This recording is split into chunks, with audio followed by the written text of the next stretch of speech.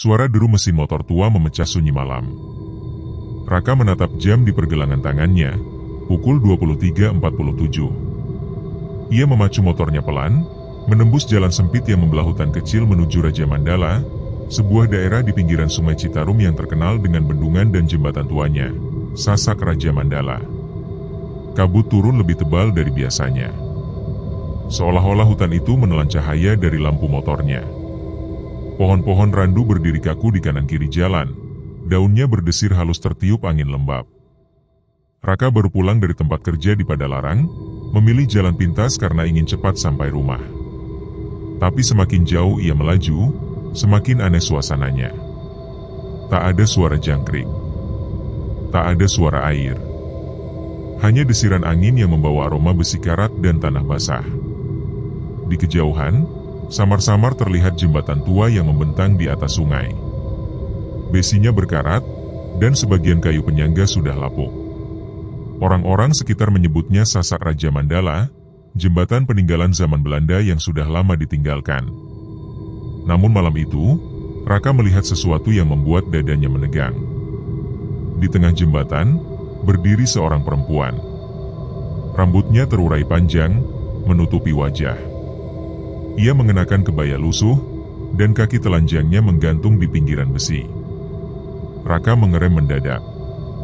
Lampu motor menyorot sosok itu, tapi anehnya, bayangannya tak terlihat di aspal. Hanya tubuhnya yang tampak nyata. "Permisi, Bu?" Suara Raka serak, nyaris tenggelam oleh hembusan angin. Perempuan itu diam. Tiba-tiba, dari arah bawah jembatan terdengar suara gemericik air, diikuti bisikan lirih. "Jangan berhenti di sini." Raka menoleh ke kiri dan kanan. Tak ada siapapun. Tapi bisikan itu terdengar jelas, seolah keluar dari celah udara. Ia kembali menatap perempuan itu, dan sosoknya kini sudah menghadap ke arahnya. Wajahnya pucat, matanya hitam legam seperti rongga kosong. Bibirnya tersenyum miring. "Sudah lama, tak ada yang lewat malam-malam begini," katanya pelan. Raka panik. Ia menyalakan motor, tapi mesin tiba-tiba mati. Lampu padam. Gelap total. Dari balik kabut, terdengar langkah kaki mendekat. Langkah itu berat, berderak di atas papan kayu jembatan, satu persatu. "Siapa? Siapa di sana?" teriak Raka. Lalu, terdengar suara lain, serak dan berat, seperti dari tenggorokan yang terendam air. "Kau bukan orang sini." Seketika udara menjadi dingin menggigit. Kabut menebal, menutup pandangan. Dan sebelum Raka sempat menyalakan motornya lagi, tangan pucat muncul dari bawah jembatan, mencengkeram roda depan motornya. Raka berteriak, tapi suaranya lenyap di telan kabut. Yang tersisa hanya suara air menggelegak di bawah Sasak Raja Mandala. Dan tawa pelan perempuan itu yang menggema di kegelapan. Pagi di Raja Mandala terasa berat. Kabut belum juga pergi meski matahari sudah tinggi. Dari kejauhan terdengar suara sirena ambulans dan kerumunan warga di tepi sungai. Air Citarum yang keruh tampak menggulung pelan, dan di antara ilalang yang tumbuh liar, beberapa orang berdiri menatap sesuatu dengan wajah pucat. "Ditemukan subuh tadi, Kang," ujar Ujang, seorang warga yang sering memancing di sana. "Katanya ada mayat nyangkut di bawah Sasak." Di sisi lain jembatan, Sari, wartawan muda dari Bandung, menyalakan ponselnya dan mulai merekam. Ia dikirim untuk meliput laporan kecelakaan di jalur Raja Mandala yang sering memakan korban. Namun begitu melihat lokasi, instingnya berkata, ini bukan kecelakaan biasa. Tubuh itu sudah dievakuasi. Pria muda, kira-kira usia 20-an. Kulitnya pucat, kuku-kukunya biru, dan matanya terbuka lebar seolah melihat sesuatu yang mengerikan di detik terakhir hidupnya. Sari menelan ludah. Ada bekas luka memanjang di lehernya, seperti tergores besi karat. Polisi setempat berdiskusi singkat. Motor korban ditemukan beberapa meter dari sini, terjebak di lumpur, kata salah satu dari mereka. Identitasnya Raka Pratama, pegawai bengkel di Padalarang. Kemungkinan jatuh dari jembatan. Ujang menyela pelan. Kalau jatuh, harusnya mayatnya di tengah arus, Kang. Ini aneh. Air di sini dalam, tapi tubuhnya nyangkut di tepian, persis di bawah kepala jembatan. Suara Ujang lirih, tapi cukup untuk membuat beberapa warga saling pandang. Sari menutup kameranya. Matanya terpaku pada bagian tiang jembatan tua di belakang garis polisi. Ada sesuatu tergores di sana, tulisan kuno, samar, tapi jelas. Sing saha ngalanggar Sasaki Yeu, bakal jadi tumbal cai. Siapa yang melanggar jembatan ini, akan menjadi tumbal air. Sari merinding. Ia pernah mendengar cerita itu dari neneknya dulu, tentang Sasak Raja Mandala, jembatan peninggalan Belanda yang dibangun dengan tumbal manusia agar tidak roboh dihantam arus sungai. Konon setiap beberapa tahun sekali, jembatan itu menagih nyawa baru agar tetap berdiri. Sore harinya, saat semua warga sudah bubar, Sari masih berdiri di tepi sungai. Angin berembus membawa aroma amis besi dan bunga melati. Ia menatap air yang bergulung pelan. Tiba-tiba, sesuatu bergerak di dasar sungai. Bayangan hitam, seolah sosok perempuan berambut panjang melambai di antara arus, menatap ke atas. Sari terlonjak mundur, tapi kakinya tersandung batu dan jatuh terduduk. Dari bawah jembatan, terdengar suara lirih. Masih kurang satu lagi. Sari menatap sekeliling, tapi tak ada siapapun. Air kembali tenang. Namun di permukaannya, muncul setangkai bunga melati mengapung perlahan, seolah baru saja diletakkan oleh tangan manusia. Malam mulai turun ketika Sari kembali ke penginapan kecil di pinggir Jalan Raja Mandala. Kepalanya penuh pertanyaan. Kematian Raka tidak masuk akal, luka-lukanya terlalu rapi untuk kecelakaan, dan posisi tubuhnya seperti diseret ke tepi sungai. Ia menyalakan laptop, membuka folder liputan, dan mulai menulis. Kasus korban tenggelam di bawah jembatan Sasak Raja Mandala membuka kembali kisah lama tentang tumbal manusia pada masa penjajahan Belanda. Tangannya berhenti. Ia teringat ucapan neneknya dulu. Sasak Raja Mandala dibangun di atas janji darah. Bila janji itu dilanggar, air akan menagih. Sari menggigil. Ia memutuskan untuk menemui seseorang yang disebut warga, Mbah Darsa, penjaga tua yang tinggal di ujung kampung dan dipercaya sebagai satu-satunya saksi hidup sejarah jembatan itu. Di rumah Mbah Darsa. Rumah itu tua, berdinding bilik bambu, dikelilingi kebun pisang yang lembab. Saat Sari mengetuk pintu, terdengar suara serak dari dalam. "Masuk wae, Neng." Abdi tos nyaho naon anu arek ditanyakan. Sari melangkah perlahan. Di dalam, Mbah Darsa duduk di depan tungku. Matanya keriput tapi tajam, seperti menyimpan masa lalu yang terlalu berat untuk diingat. "Anak muda tadi, anu tilem di sungai?" tanya Mbah Darsa. Sari mengangguk. "Iya, Mbah." Katanya dia jatuh dari jembatan. Mbah Darsa menggeleng pelan. "Teh aya anu saukur, jatuh, ti sasak eta. Ari cai di ditu geus nyimpen ru loba pisan." Sari diam, menunggu ia melanjutkan. Mbah Darsa menghela napas panjang, lalu menunjuk ke arah jendela, ke arah jembatan yang tampak samar dalam gelap. Dulu, zaman Belanda, Raja Mandala jadi proyek besar. Sungai itu deras, loba korban. Insinyur Belanda teu bisa nyieun sasa anu kuat, sok ruksak terus dihantam cai. Terus aya saran ti dukun kampung, kudu make tumbal manusia supaya fondasina kuat. Sari menelan ludah. "Tumbalnya siapa, Bah?" Mbah Darsa menatap kosong ke tungku api yang berkedap. "Gadis kampung namina Sulastri. Anak yatim piatu. Dipilih karena lahir malam Jumat Kliwon, katanya darahnya suci. Dukun nyebut ritualna, Raja Mandala, artinya lingkaran kekuasaan air. Tubuh Sulastri dikubur hidup-hidup di bawah fondasi jembatan, dibungkus kain putih." Hening beberapa saat. Sari bisa mendengar suara jangkrik di luar, tapi di antara bunyi malam itu, ada desis lembut seperti bisikan dari arah sungai. Tiap 7 windu, Sulastri nuntut jiwa anyar, lanjut Embah Darsa lirih. Bakal aya anu dipilih, biasana jalma anu nyentuh jembatan nalika wengi. Ari ayeuna tos waktuna deui. Sari merinding. Jadi, Raka yang jadi korban? Bisa jadi. Tapi lamun tumbal nato sudang deui, bakal aya korban salajengna. Sampai jembatan eta ruksak atawa dihancurkan. Tiba-tiba, pintu rumah berderit. Angin masuk membawa bau amis besi dan wangi melati. Lampu minyak di atas meja berkedip. Api menurun, lalu padam. Dalam kegelapan, Sari mendengar suara perempuan berbisik di belakangnya. Aku tidak ingin ditidurkan lagi.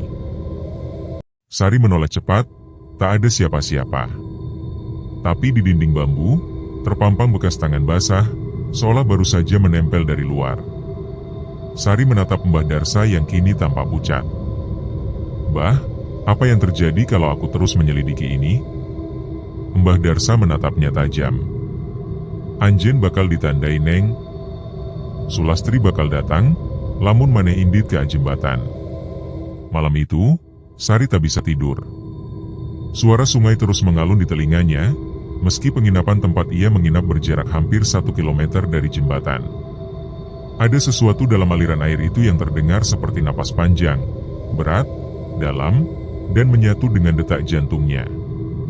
Ia memandangi layar laptopnya yang menampilkan rekaman wawancara dengan Mbah Darsa sore tadi.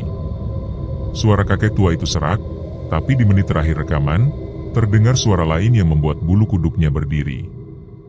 Bisikan perempuan. "Aku masih di sini." Sari memundurkan video, memutarnya ulang. Dan kali ini, dari pantulan kaca jendela di belakang Mbah Darsa, terlihat bayangan perempuan berambut panjang berdiri di luar rumah. Matanya kosong. Wajahnya pucat. Tapi yang paling menakutkan, ia menatap lurus ke arah kamera. Sari mematikan laptop. Nafasnya memburu. Angin malam masuk lewat celah jendela, membawa aroma lembab bercampur wangi melati. Ia beranjak, menutup jendela itu. Tapi saat tangannya menyentuh kayu, terasa dingin seperti es. Dan di kaca jendela yang berembun, muncul tulisan samar dari uap. "Datanglah ke sungai." Sekitar pukul 2 dini hari, Sari akhirnya tak tahan. Entah dorongan apa yang membuatnya mengambil senter dan keluar dari penginapan. Kakinya melangkah ke arah sungai, melewati jalan berliku di antara pepohonan jati. Kabut turun perlahan, dan udara terasa basah. Sasak Raja Mandala berdiri di depannya, megah, tua, dan menakutkan. Besi jembatan itu berkarat, namun masih kokoh. Air di bawahnya mengalir pelan, memantulkan cahaya pucat bulan separuh. Sari menatap ke seberang.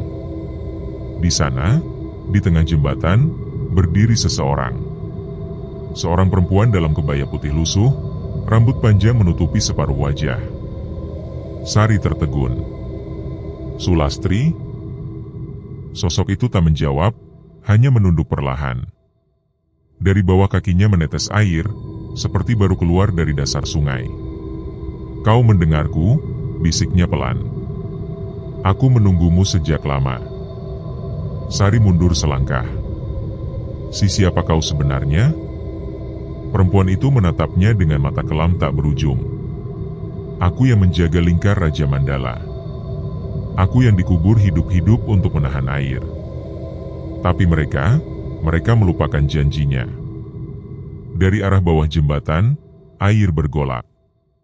Muncul gelembung-gelembung besar, dan perlahan terdengar jeritan samar, seperti puluhan orang berteriak di dalam air. "Sekarang, air butuh darah lagi," kata Sulastri dengan suara bergetar antara sedih dan marah. "Dan kau sudah memanggilku."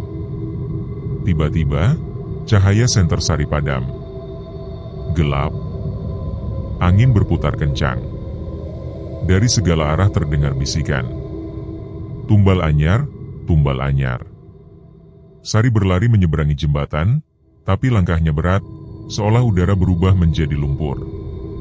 Dari bawah jembatan, muncul tangan-tangan pucat yang mencoba mencengkeram ujung gaunnya. Ia menjerit, menarik paksa kakinya, hingga akhirnya berhasil mencapai ujung jalan. Ketika menoleh, jembatan itu kosong. Tak ada perempuan, tak ada tangan, tak ada kabut. Namun di pegangan besi jembatan, kini tergantung selendang putih basah, meneteskan air berwarna merah. Sari gemetar. Ia tahu satu hal pasti malam itu. Legenda Sasak Raja Mandala bukan sekadar cerita rakyat. Dan arwah Sulastri sudah bangun. Langit Raja Mandala sore itu berwarna merah darah. Kabut tipis menggantung di atas aliran sungai yang deras, sementara puluhan pekerja pribumi memikul batu dan besi di bawah pengawasan tentara Belanda. Bentakan dalam bahasa asing bersahutan, dan di antara suara palu serta air yang bergemuruh, terdengar tangisan seorang perempuan muda. Sulastri. Gadis desa berusia 17 tahun, berwajah lembut dan bermata sendu. Sejak kecil ia tinggal di rumah tua di tepi sungai bersama ibunya yang sakit-sakitan. Namun sejak bendungan dan jembatan mulai dibangun, kehidupan mereka berubah. Sungai yang dulu tenang kini keruh, dan kabar tentang para pekerja yang tewas tenggelam setiap pekan menyebar cepat. Air marah, kata Ki Raksa, dukun desa yang disewa oleh mandor Belanda. Kalau tidak diberi persembahan, jembatan ini tidak akan pernah berdiri. Mandor Belanda itu, Tuan Willem, tertawa sinis. Tumbal? Tak masuk akal. Kami punya baja dan tenaga, bukan tahayul. Namun setelah 3 kali gagal membangun fondasi, dan tiap kali itu pula arus sungai menyeret pekerja, Tuan Willem mulai takut. Dan Ki Raksa memberi solusi terakhir, 1 jiwa murni harus dikurbankan kepada penunggu sungai. Malam Jumat Kliwon, seluruh warga dikumpulkan di balai bambu. Lampu minyak bergoyang diterpa angin. Ki Raksa duduk di tengah, membawa kendi berisi air sungai dan segenggam bunga melati. Ia menggumamkan mantra dalam bahasa Sunda kuno, lalu meneteskan darah ayam ke dalam kendi itu. Air dalam kendi berputar, membentuk pusaran kecil. Dan di dalamnya, perlahan muncul bayangan wajah seorang gadis. Anak yatim, lahir malam petang Jumat Kliwon. Bisik Ki Raksa dengan mata kosong. Dialah yang dipilih. Semua kepala menoleh.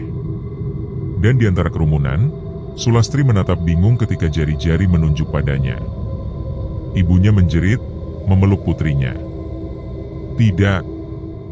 Dia hanya anak. Jangan. Tapi tentara Belanda sudah datang. Sulastri ditarik paksa, diikat dengan tali kasar, dan dibawa ke tepi sungai. Suara ibunya tenggelam oleh deru arus air dan sorakan pekerja yang ketakutan. Tengah malam, Sulastri dibungkus kain putih. Tubuhnya diletakkan di atas batu besar, tepat di tengah lingkar fondasi jembatan yang belum jadi. Di sekelilingnya, Ki Raksa menancapkan batang bambu dan menyalakan dupa. Wahai penjaga cai Raja Mandala, terimalah tumbal Ieu, gumam Ki Raksa. Kanggo ngiket jembatan Ieu dina rahmat Gusti Cai. Sulastri menangis, air matanya membasahi kain putih. Kenapa aku?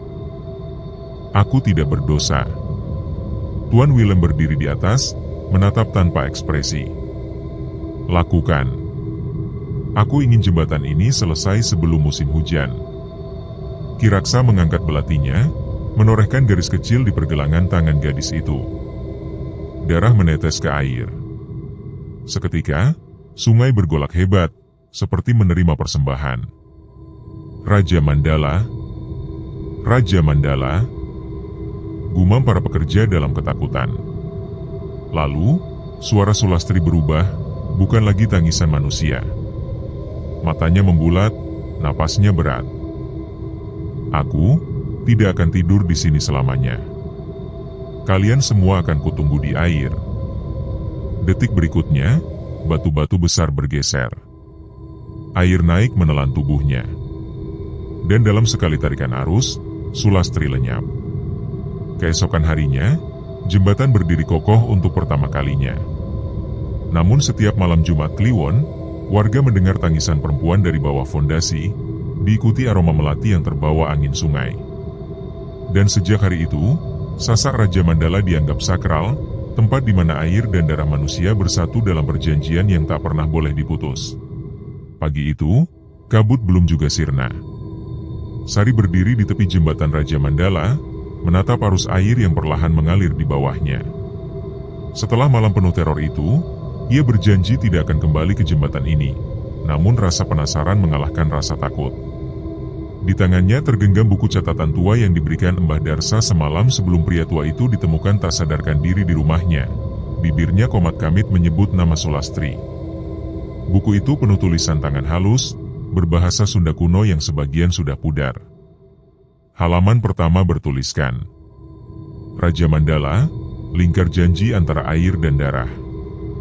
Bila jembatan ini diganggu, penjaga air akan bangun menuntut nyawa baru.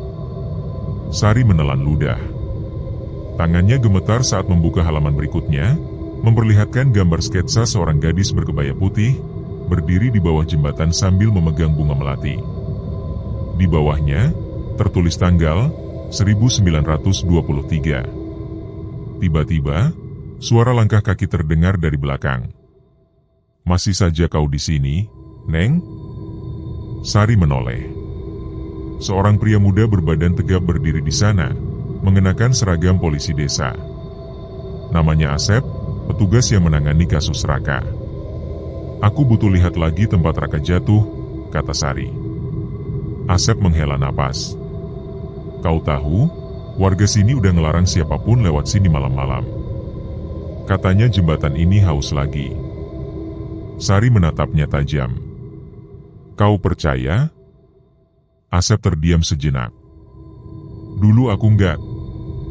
Tapi sejak kejadian kemarin, aku sering dengar suara perempuan nangis dari bawah jembatan."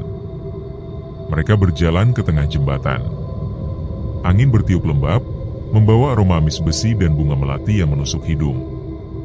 Sari menyalakan perekam suara di ponselnya, menunduk ke arah sungai. "Ada sesuatu di bawah sana," gumamnya.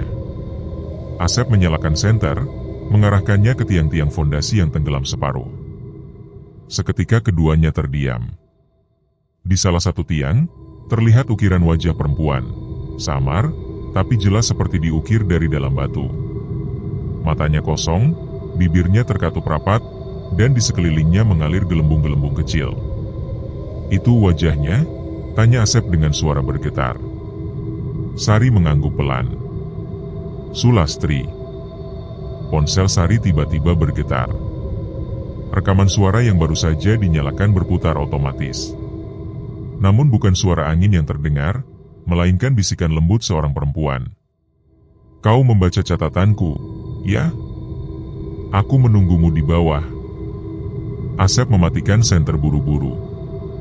"Udah, kita balik," katanya panik. Tapi Sari tetap berdiri, menatap air dengan mata melebar. Dari bawah permukaan, tampak rambut panjang melayang-layang di antara arus. Lalu muncul tangan pucat yang seolah mencoba meraih sesuatu ke atas, tepat di bawah posisi mereka berdiri. Air mendadak berputar, membentuk pusaran besar. Suara perempuan terdengar semakin jelas. Air menagih janji. Tumbal baru harus datang. Jembatan bergetar pelan.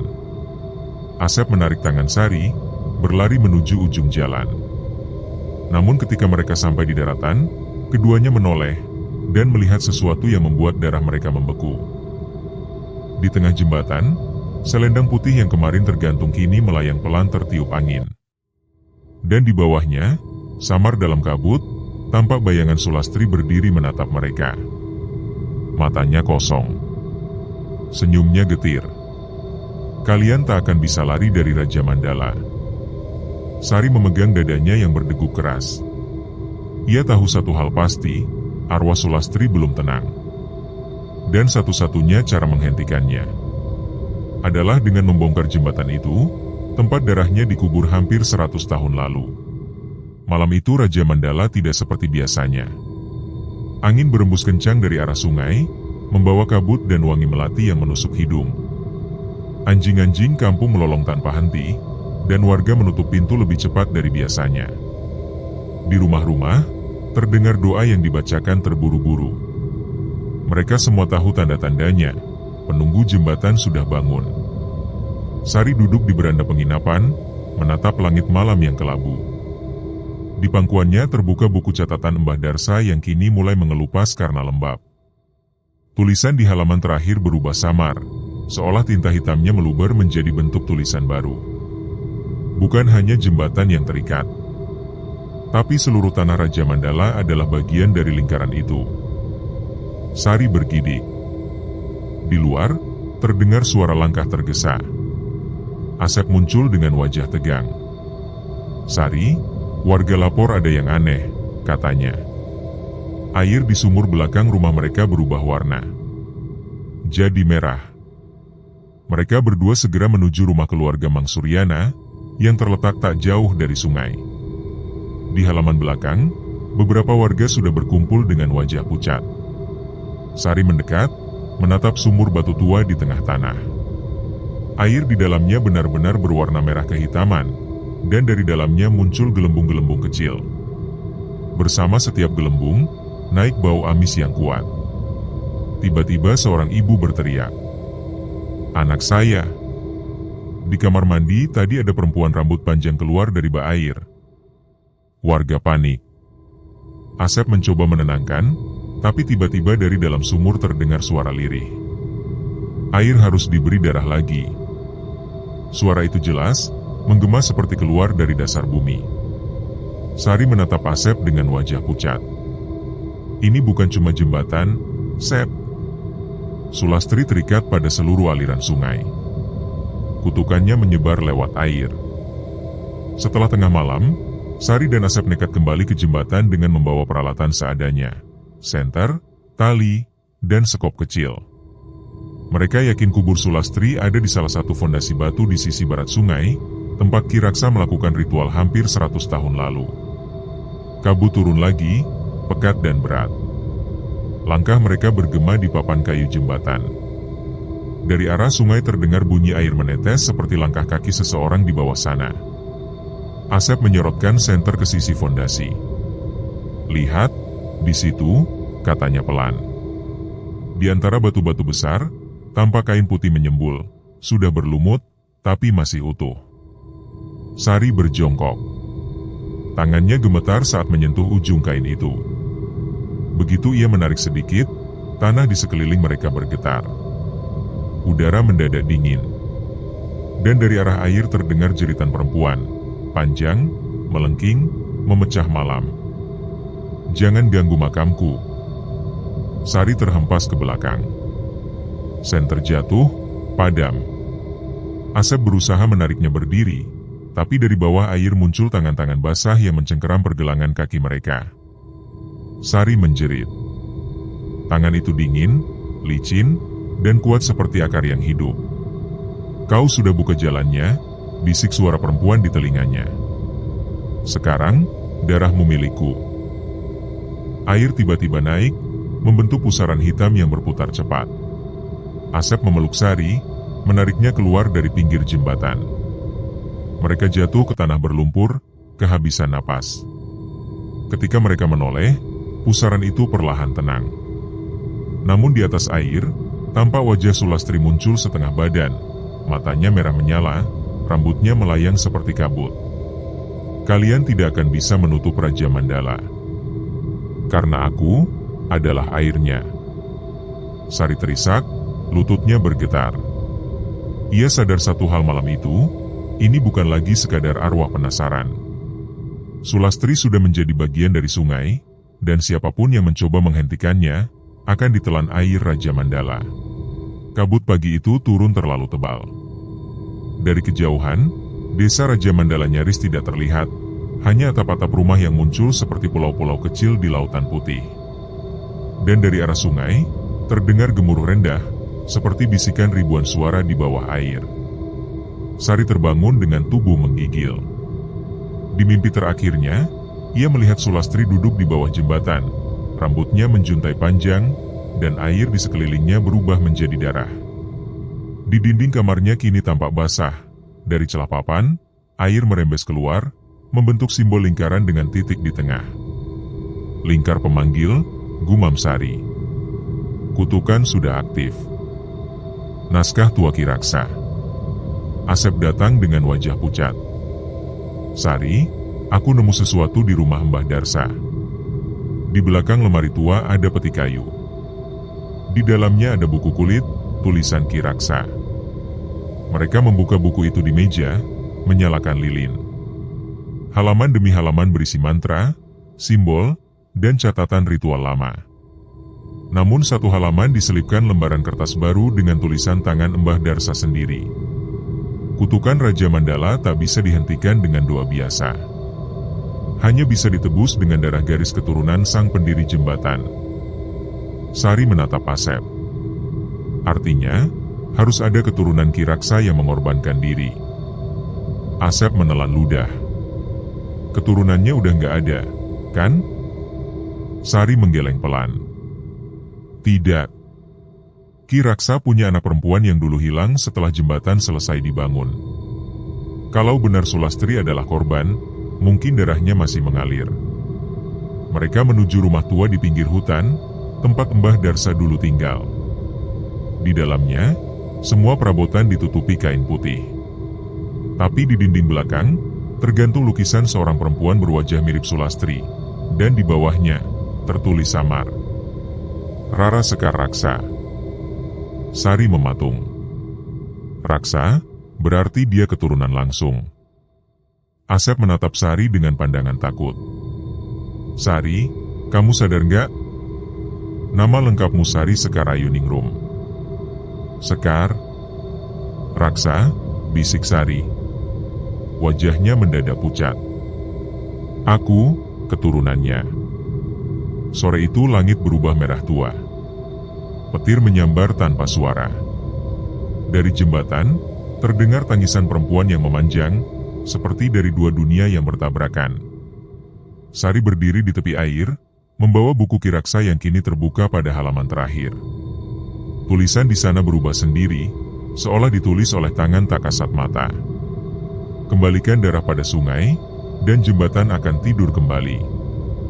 Asep memegang bahunya. Kalau kamu lakuin itu, kamu bisa mati, Sari. Aku tahu, jawabnya lirih. Tapi kalau enggak, seluruh desa bakal tenggelam. Air mulai naik ke tepi jembatan. Dari dalam pusaran muncul wajah-wajah samar, para korban lama yang terseret kutukan. Mereka menangis, memohon, berusaha keluar dari air. Lalu muncul sosok Sulastri. Gaunnya berlumur lumpur, kulitnya pucat seperti batu sungai. Ia menatap Sari dengan mata merah menyala.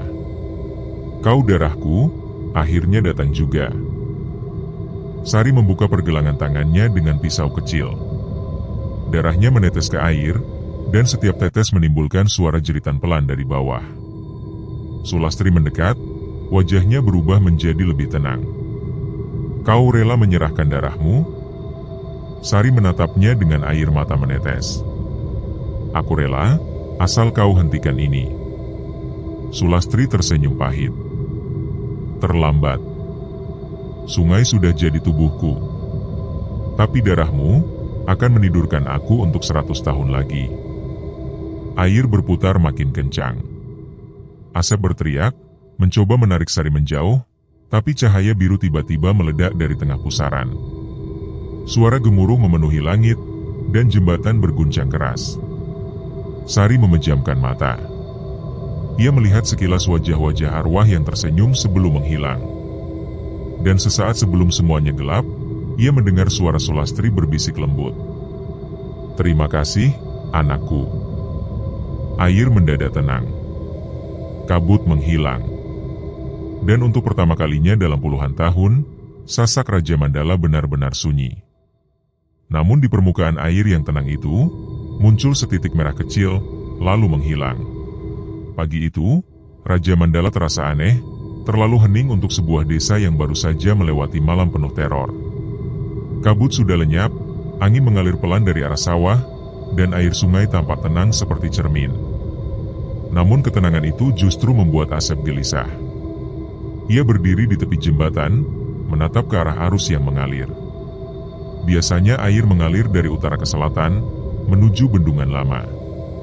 Sekarang, arusnya berbalik arah, mengalir kembali ke hulu. Ini gak masuk akal, gumam Asep. Ia menatap papan jembatan yang masih basah, lalu menunduk ke permukaan air. Di sana, samar-samar ia melihat bayangan perempuan berdiri di dasar sungai. Bayangan itu menatapnya, seolah menunggu. Sari terbangun di rumah Mbah Darsa, di atas kasur tua. Kepalanya berat, tubuhnya lemas. Ia tidak tahu bagaimana bisa kembali ke darat. Terakhir yang ia ingat hanyalah pusaran cahaya biru dan suara Sulastri memanggil namanya. Di sisi ranjang, Asep duduk menjaga. "Kamu sadar juga?" katanya lega. "Aku kira kamu gak bakal bangun lagi." Sari menatap tangannya. Bekas luka di pergelangan sudah mengering, tapi kulit di sekitarnya membentuk pola aneh. Lingkaran kecil dengan guratan menyerupai ombak. "Ini bukan luka biasa," ucapnya pelan. Asep menatap, lalu bergumam, "Mungkin sisa dari ritual itu." Sari menggeleng pelan. "Bukan. Ini tanda."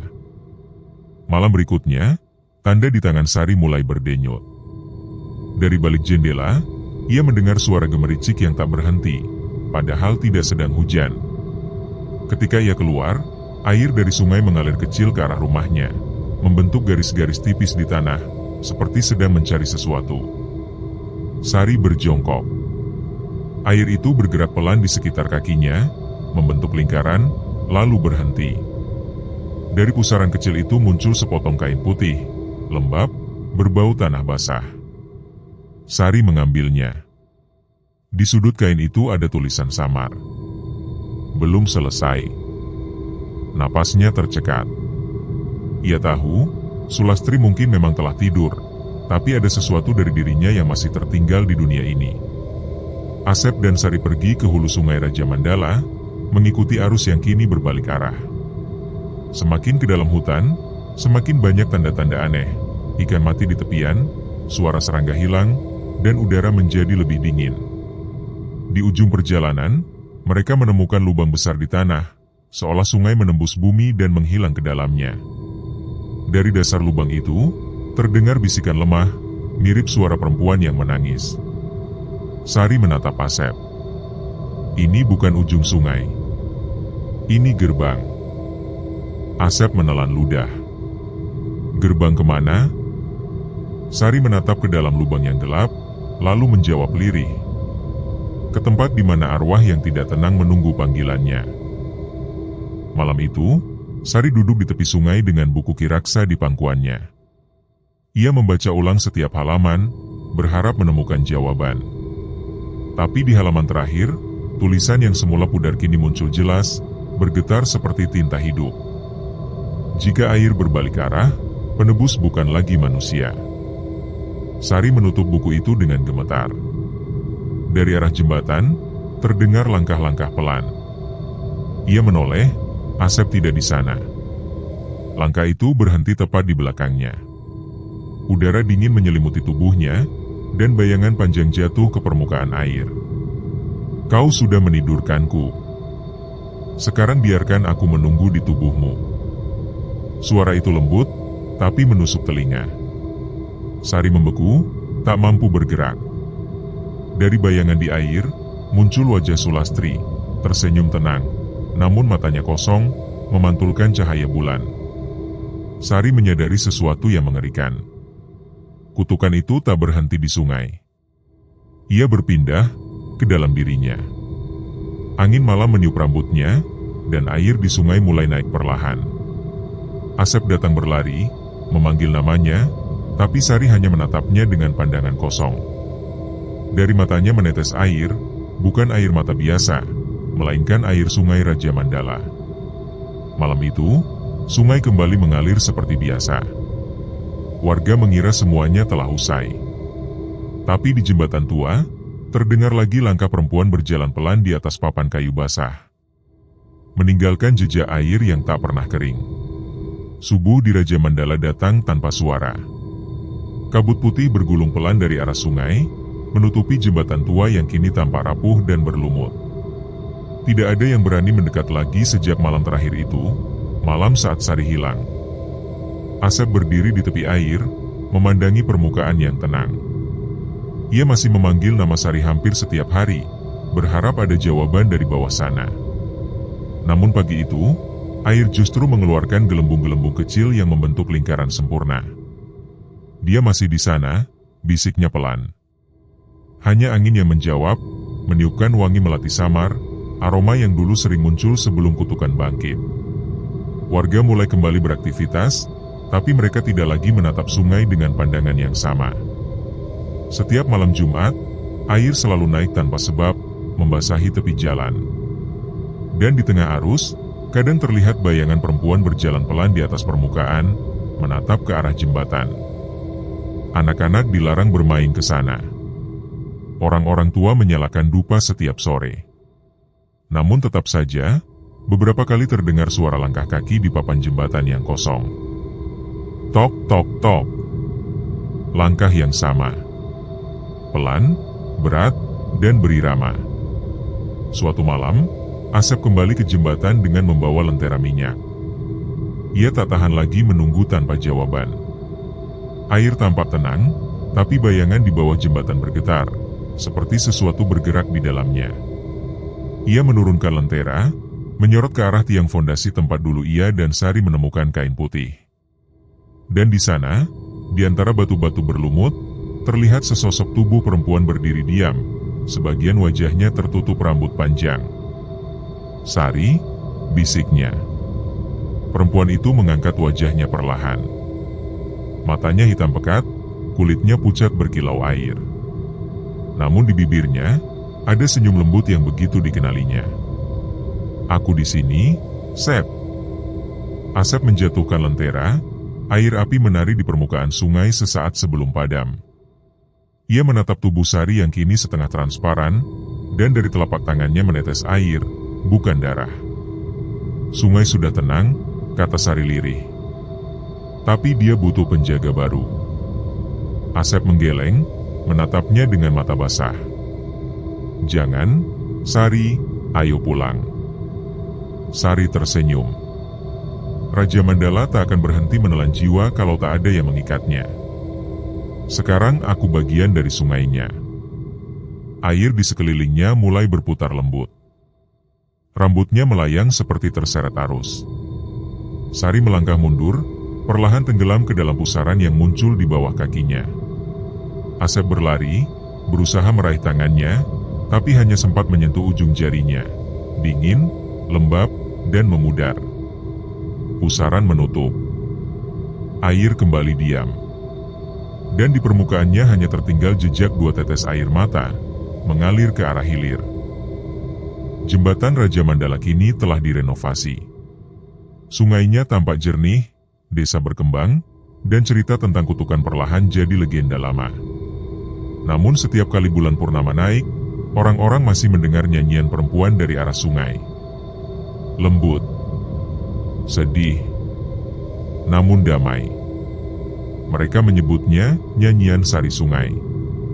Konon, kalau seseorang berjalan di jembatan itu tengah malam dan menatap bayangan di air, mereka akan melihat sosok perempuan bergaun putih menatap balik, tersenyum tenang, seolah sedang memastikan Raja Mandala tetap aman. Suatu malam, seorang anak kecil melintas di jembatan sambil membawa lampion. Lampionnya terjatuh ke sungai dan hanyut pelan. Ketika ia hendak memungutnya, tiba-tiba dari dalam air muncul tangan perempuan yang lembut, mengembalikan lampion itu ke tepi jembatan. Anak itu berterima kasih dengan polos. Dan sebelum berlari pulang, ia sempat mendengar bisikan halus. "Jaga Raja Mandala untukku." Dari kejauhan, air sungai berkilau seperti perak, membentuk pusaran kecil yang menyerupai bunga melati, tanda bahwa penunggu baru masih di sana. Mengawasi dalam diam, dan menjaga agar sasak Raja Mandala tetap tenang, untuk sementara.